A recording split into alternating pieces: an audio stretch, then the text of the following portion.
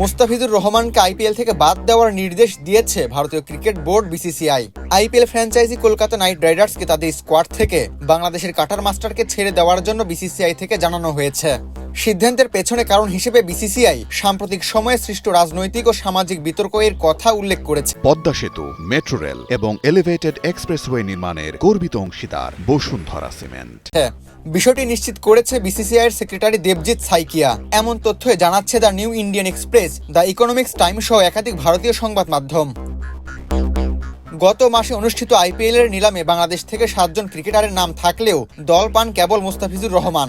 কোটি রুপির ভিত্তিমূল্য থেকে শুরু হওয়া তীব্র দরযুদ্ধের পর চেন্নাই সুপার কিংস ও দিল্লি ক্যাপিটালসকে পেছনে ফেলে 30 বছর বয়সী বাঁহাতি পেসারকে 9 কোটি 20 লাখ রুপিতে দলে নেয় শাহরুখ খানের মালিকানাধীন কলকাতা নাইট রাইডার্স।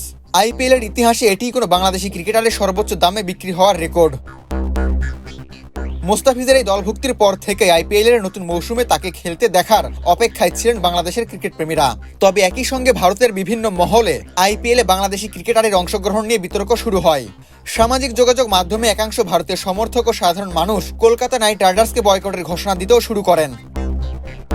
এরই ধারাবাহিকতায় সামগ্রিক পরিস্থিতি পর্যালোচনা করে কেকেআরকে মুস্তাফিজুর রহমানকে ছেড়ে দেওয়ার নির্দেশ দিয়েছে বিসিসিআই। গণমাধ্যমের খবরে বলা হয়েছে, রাজনৈতিক নেতা ও বিভিন্ন সংগঠনের আপত্তি, সমালোচনা এবং চাপ এই সিদ্ধান্তে প্রভাব ফেলেছে।